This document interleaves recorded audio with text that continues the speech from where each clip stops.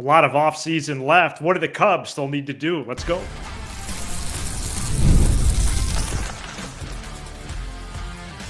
You are Locked On Cubs, your daily Chicago Cubs podcast. Part of the Locked On Podcast Network, your team every day. You are Locked On Cubs, part of the Locked On Podcast Network, your team every day, alongside Sam Olber. I'm Matt Cozy. Sam and I are lifelong fans, taking our passion into a discussion with you on all things Cubs. Thank you for being part of the show and making us your first listen today. And the best way you can help us grow the show is to listen every day, like the video, and comment anything below. Today's episode is presented by our great partners at Game Time. Download the Game Time app, create an account, use code LOCKEDONMLB for $20 off your first purchase. As we sit here to record on December 22nd, there's still a lot of offseason remaining, and the Cubs still have a few things they need to get done in order to improve their roster. Joining Sam and I today to discuss that, as well as Sammy Sosa returning, and an announcement of our own for the Cubs convention. Please welcome Kyle Stanley from the Setup Man. Kyle, how you doing? Good, guys. It's I've had both of you on my show. We've been friends for a while, so I was wondering when I'd be cool enough to be on yours. So it's an honor. That's right, and we're excited to have you and talk Cubs, and then the announcement, of course, at the end, which we're really looking forward to. And very excited. According to FanGraphs, the Cubs currently have about $49 million available to the first luxury tax threshold. That number is actually likely 39 to 41 to leave room for an in-season activity via trade, as we've talked about, Sam. And for me, I have, and we'll go to both Sam and Kyle on this one. You know, I have starting pitcher, two relief pitchers, 2 or 3 bench bats, and then the bonus looming, if depending on what Roki Sasaki decides. But I have a starter, 2 relievers, 2 or 3 bench bats. Am I missing something? No, you're not. I kind of got like a little bit irritated or fatigued this weekend with just like, well, just trade this and the Cubs do this. Look, the Cubs don't even really need to make any more trades. The only trade I'm really interested in hearing about is if there's interest with Nico Hoerner. So you can move Matt Shaw over to second base and then acquire a third baseman, and you can go get your starter that way. But Matt, you said about $49 million. So let's say they got really $40 million to play with, Matt and Kyle. I mean, right. You could spend, 15 can be allocated, 15, 16 to the bullpen arms that you mentioned. 16, 17 could be allocated to the starter that you mentioned. And then you still have 8 left over for the utility guys. So you're not even, you don't have to make a trade for this to happen. I'm fine with Hoerner being mentioned, but the Cubs have plenty of money left. And that's, of course, we're limiting them to the first tax threshold. The Cubs have plenty of money to go improve this team. And I thought and still think one of the best parts of the Kyle Tucker acquisition was it put this team in win now mode for 2025. So I fully expect them to get done what they need to get done, which is exactly what you said. And I'm assuming you meant like 3 pieces because you got to get some backups and some depth, which that's going to be cheap. You know what I mean? Those things, those guys don't cost a lot. So I'm just ready to see those things unfold. And I'm excited because I think there's still and needs to be a lot of activity left. Yeah, I think the thing about like all of this is there's just so many options, and I don't think any of it would surprise me. I think the biggest thing that would surprise me, honestly, is if they spend money in the bullpen. Like that would be surprising to me. I think when you look at Cade Horton, Ben Brown, and Porter Hodge, those are guys that I think they're going to want to keep in the bullpen. I think they will go do a trade for a starter. I think the Jesus Luzardo thing fell through, and, good for the Phillies for being able to get a lower level prospect than what the Cubs were willing to offer. And then an even lower level prospect again. Meanwhile, like we were out on Twitter, right, saying like, oh, is it going to be Triantos plus Assad plus another guy? And that just felt like way too much. And so I think there is something bigger in the works. I think that's partially why it died. I actually did have a former Cubs scout reach out to me on Twitter today, and he said, in fact, it was because of the medical report. So that was kind of clarification for me to know, like, okay, well, at least we avoided that. But I also think that Jed probably, knowing like it could have been, call it a Rojas who's not going to make an impact on this team until what, 27, 28, plus maybe like a guy that no one even knows about, just to go get a guy who can make an impact in 2025. The fact that he didn't just offer that up shows me that I think he does have something better coming up for the starting pitching. And then, I've got my tinfoil hat theories of how Alex Bregman's going to be our third baseman and Matt Shaw is going to go over to second and Nico Horner is going to get traded and we're going to get a starter from the Mariners. But there's just so many different ways that this team can go. Yeah. I was thinking about the Luzardo thing and if I was irritated or frustrated by that. And my conclusion was this: the Phillies are better positioned to take a risk on a guy medically than we are. Like when you look at their depth chart, you take away Luzardo, you still got Nola, Christopher Sanchez, Ranger Suarez, Zach Wheeler.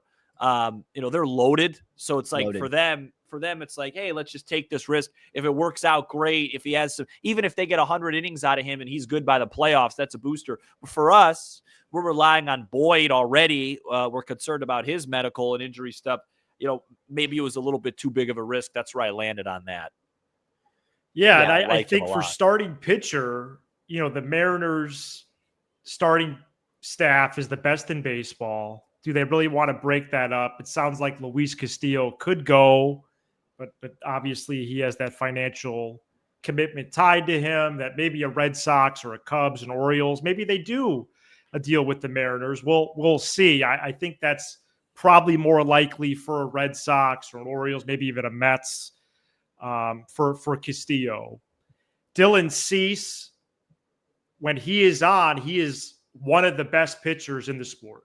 Mm-hmm. He is, according to outlets out that way, he's available, and a couple national places have confirmed that as well.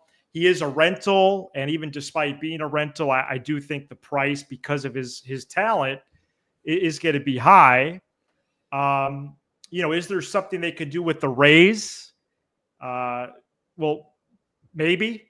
I don't know if you want to keep trading with the Rays. I don't know if they have trepidation there or not, but there is a couple candidates that we could brainstorm. We have not had an official link or anything like that.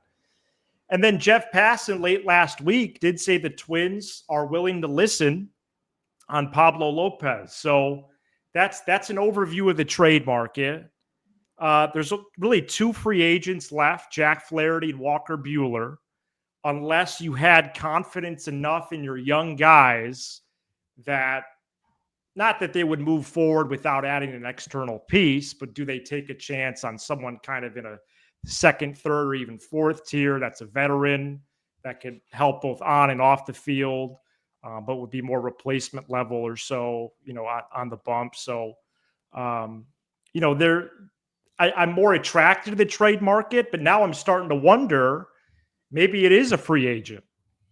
Well, I've got some thoughts about the Pablo Lopez versus like a Buehler or a Flaherty situation. I mean, I know a lot of people are really excited about a Pablo Lopez type of trade, but I mean, I don't know, call me old school, but like ERA is the biggest thing to me. Like you can do the XFIP and all that kind of stuff, and that's fine. But like, be careful. You interviewed Boog. I know. but like at the end of the day, he had an over 4 ERA this last year. And then in the last 2 years before that, it was mid threes. And yes, he's durable. Each of those years over 180 innings. But when you look at it, this guy would basically be like Jameson Taillon of 2023 if you get the type of pitcher that he's been each of the last 3 years. He has not put together a full season. It's been a tale of two halves every one of the last 3 years. And I just wonder if the package that has been discussed is really worth that. Like, why? And then on top of that, $21 million per year for the next 3 years. Yeah, they can't. We'll talk. Matt and I are going to talk Lopez tomorrow. They can't, if they take on all the money, which is what you'd think the Twins would want, considering what's going on over there. It shouldn't be a huge package. And look, the Lopez thing. I mean, you said it. It's the it's the peripherals. I haven't done all my homework on him, but even last year, he had a 408. Everything else suggested he should have been a lot better. He's super durable. I think they're just looking. I think they're looking for a guy that is kind of like just, a guy they feel confident every fifth day, right-hander, gives him a chance to win, could slot him. If he pitches the second game of the year and Tyone pitches the fourth with their two lefty studs, they'll probably feel good about that. That's probably what they're looking for. As far as the Cease thing, Matt, I find it hard to believe they would go for another rental and give up a ton of assets. It felt like it was a Cease or Tucker, because now I think the Cease thing might be close to the Tucker thing in terms of price. Yeah. And I just don't think you can give up two of your top 5 prospects for, two guys that you could lose. I still think the trade market for a pitcher is a thing. Like Kyle said, I think they really wanted Luzardo and it just didn't work. So if they could add a guy via trade with the starter and then take care of the pen and free agency and then get the bats, that's the path. It's going to be very interesting to see where they go. Cause like Kyle said, there's so many different ways it could go, but you know what? You blink, it's Christmas, they're going to get moving here pretty soon. I don't think Jed's going to wants like a picture of this thing. I don't think he's going to want to be making moves in early to mid-February because the Cubs start earlier than everybody else. Yeah. And I do think the relief market has yet to pick up despite some notable deals. Even just going over the names again today prior to recording, there's so many free agents available. Tons. You'd almost have to do the whole episode on the relief market if you wanted to do it justice. But I do think you need one righty and one lefty. And then, Carson Kelly to me, and possibly Gage Workman, just because of the Rule 5 thing, those are the only bench spots that are locked in. You could have 2 or 3 spots open, which is a lot. And I think you need a third baseman who is capable at second and short, preferably who hits lefty. And I know over on Kyle's show, we're going to talk more about third base. I do think you need a first baseman, preferably who hits right-handed to back up Bush, maybe even platoon with Bush. I wouldn't even say preferably. It'd be a mandate. Right, it would be required. And then maybe the third piece would be an outfielder, and a good amount of his reps have been in center. And again, for that list, depending on what prices you want to entertain, there's so many guys. So there's work to be done. I just wonder, are the Cubs targeting someone specific for all these spots? And do they want them enough that they'll be able to close the deal? I really think that they're in a good position given their now financial flexibility. As long as they use the financial flexibility. That's the only way my offseason will be ruined is if we're about 15, 20 million away from the first luxury tax on opening day. To me, that would be malpractice.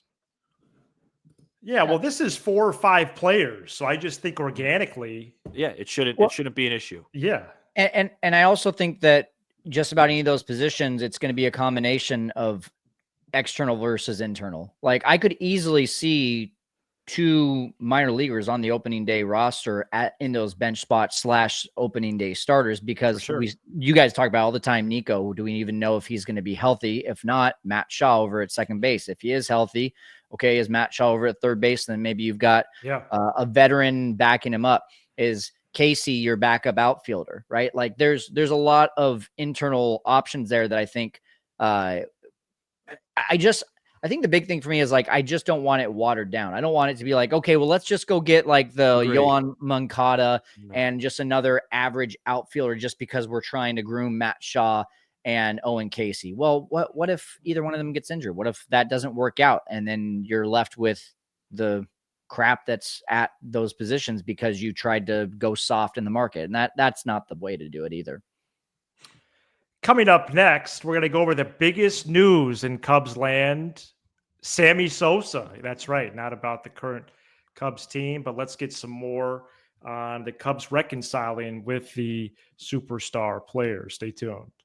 This episode is brought to you by FanDuel. The NFL playoffs are almost here, unless you're Chicago, but it's not too late to get in on the regular season action with FanDuel, America's #1 sportsbook, because right now new customers can finish the season strong with $250 in bonus bets if you win your first $5 bet. FanDuel has so many ways for you to pick up a W. I love betting on which players will score a touchdown and how many points each team will score. It's thrilling. Not only can you bet on who will win the game, but FanDuel also has bets for which players will score a touchdown, how many points each team will score, and so much more. If you loaded up on the Lions today, you bought some Christmas gifts for yourself. Just visit FanDuel.com to join today. That's FanDuel.com for your chance at $250 in bonus bets. Make every moment more with FanDuel, an official sportsbook partner of the NFL.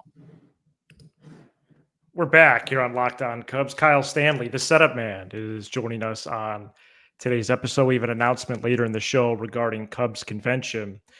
On Thursday, both Sammy Sosa and Tom Ricketts put out statements that signaled a return of Sosa to the Cubs organization. And Bruce Miles, guys, formerly of the Daily Herald, said on Friday as a guest on 670 The Score that the thaw began at a Club 400 event in September. That's cool because we were all a part of that Club 400 event. We met Sammy Sosa. And I think at that time, even in the moment that night, we realized, hey, Sammy is serious about building this path forward. He's serious about trying to reconcile with the Cubs. And we wondered, hey, could this happen sooner than later? Kyle, how much of your fandom do you attribute to Sammy? All of it. Wow. And I'll say this. So, I mean, I was a card collector growing up. You know, I did all the stupid stuff, Magic and Pokemon and all that. And then my buddy got me over to baseball. Yeah. You said it. We didn't. I was a dork. But my buddy got me over to baseball, and like my top 3 cards, Griffey, McGuire, Sosa. And being in California, like I can't watch Griffey or McGuire, but I can watch Sosa, right? Like WGN. So, I mean, that plus Chip Carey just being a total homer, it was hard not to become a very loyal Cubs fan. And I will say, like, you know, for a good 8 years there, maybe more, I had a grudge towards Sammy, you know, like walking out the final game of the year and talking smack about the organization. And it you know, just, it sucked. And, you know, the steroids thing, whatever, like, you know, cheaters, yada, yada, yada. Like everyone in the era was doing that. It was more about like, it just felt like you had this relationship with Sammy Sosa for so many years. And then he just like says, okay, you got the check. I'm out of here. Like, I don't know. It left a sour taste, but then you just kind of get older and you get over it. And then when he started to, you know, come back to Chicago and apologize and stuff like that, and or get ready to apologize, it was just like, okay, what am I actually mad at here? And all those feelings, especially seeing him at the Club 400 event, they all came back, and I was like, yeah, Sammy's the reason for my Cubdom. You know, you mentioned McGuire, Griffey, and Sosa. Matt, I would be remiss if I didn't pause the show for a second and say that we lost a baseball legend on this weekend, Ricky Henderson. Man, I didn't know, you know, that was even, he wasn't well or whatever it was. A 25-year career for Ricky Henderson. Wow. 1,406 stolen bases, the all-time record, 2,295 runs scored, an MVP, 2 World Series, one of the best to ever do it. As far as Sosa goes, when we walked out of that event that night, Matt, his lovely wife, and myself, I said, this just felt like something.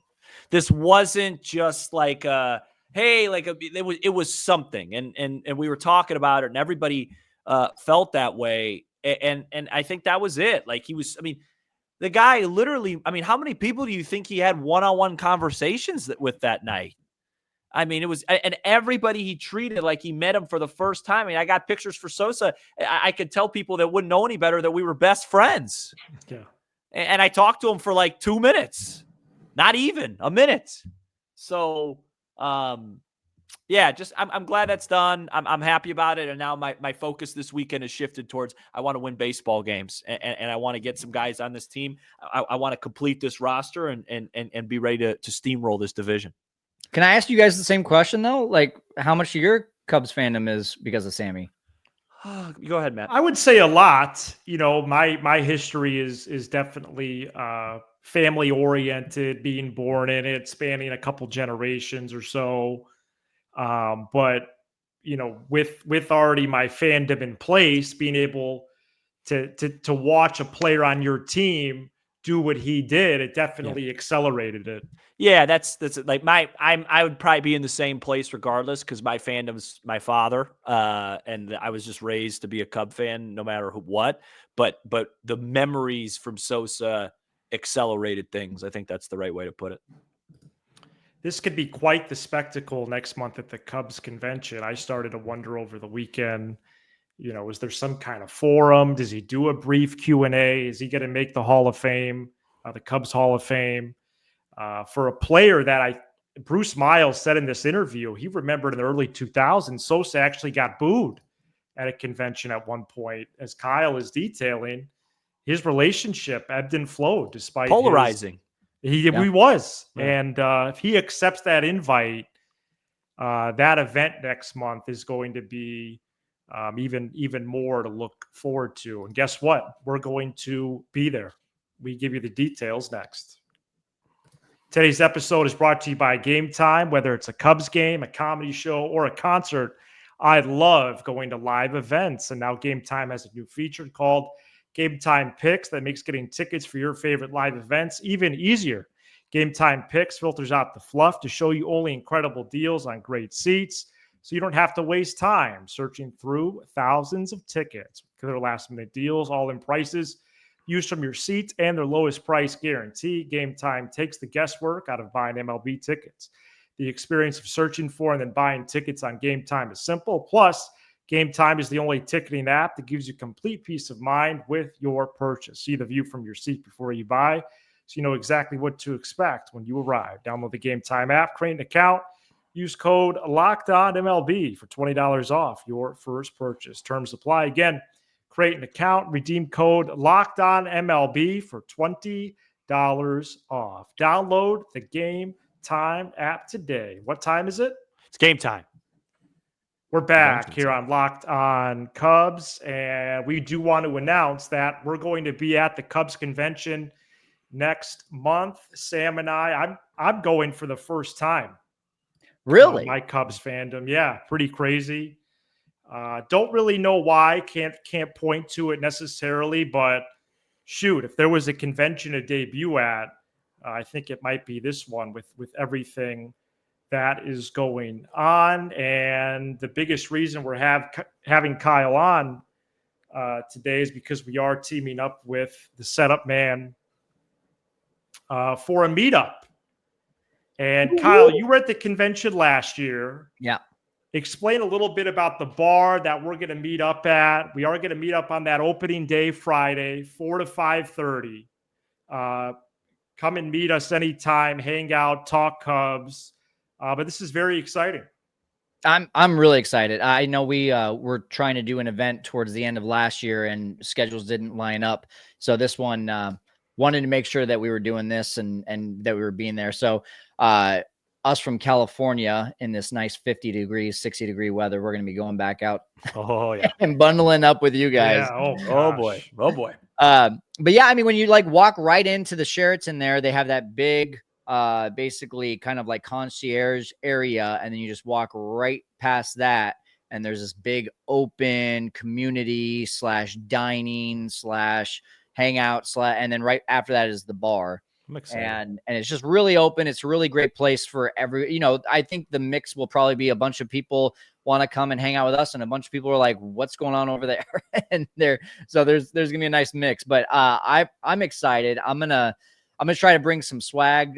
Maybe the first few people that show up, try to give out a little bit of Setup Man swag. Okay. But looking forward to just meeting a lot of people and taking photos and hanging out with you guys. So I'll probably wear a Cubs shirt. there you go. That's a good call too. Stand out from the crowd. Kyle, is your family coming too? Yes, my wife and daughter cool. are coming. Yeah, Cool. Yeah. They're braving the cold too. I like to hang out with Kyle's daughter. It's fun. Yeah. My daughter, by the way, for context, is a toddler. Oh yeah. That sounded. Yeah. That's, I mean, I like No, that. yeah. Madeline loves you too, brother. She's gonna be. Is this gonna be like her first like really cold experience? No, it was last Last convention. Cubs Con. Got She it. hadn't had a runny nose her entire life, and then she came back and had a runny nose for 3 months Yeah, after well, no. negative 30-degree weather in Chicago. It'll get you. And I love hanging out with the Cubs community. All of our experiences have been really positive. We actually first met Kyle in person at Ranter Fest last June, hosted by Danny Rockets. And Sam and I actually were with Danny and Crawley at Dave & Buster's there in Schaumburg for the Waddle and Sylvie holiday party. I almost set the Papa Shot record. Yes. Came up short. Yes. And what I wanted to share from Danny Rocket, one of the first Cubs podcasters on the planet, a couple things. One, he wanted me to share that Ronnie Woo Woo is in the hospital right now, not doing well. And so I'm going to put a link in our description that to an event that Danny's putting on this coming weekend in support of Ronnie Woo Woo. And then secondly, we're going to close our time today with one of Danny's Cubs Christmas songs. Okay, we're going to sit back. We're going to enjoy this 1-minute track to get us out of here today. Kyle, thank you so much for joining us. Thanks for having me, guys. Thanks, Kyle. Yeah, I've been dying to do this, so happy we got to do it. Excited for the convention. Yes, Absolutely. Can't wait to hang out with you guys. This is Sammy Sosa's Coming to Town. Oh, Sammy is back. He apologized for using steroids, cheating, and lies. Sammy Sosa's coming to town. He used to take drugs, used to cork bats. Ricketts forgave him, Sosa is back. Sammy Sosa's coming to town. He quit the season early in dishonor and shame. And now Sammy's saying, I'm sorry to get in the Hall of Fame. Oh, he used to get hurt whenever he sneezed. Everyone hated him on the team. Sammy Sosa's coming to town. I'm so shocked I smashed my boombox. Sammy Sosa's coming to town.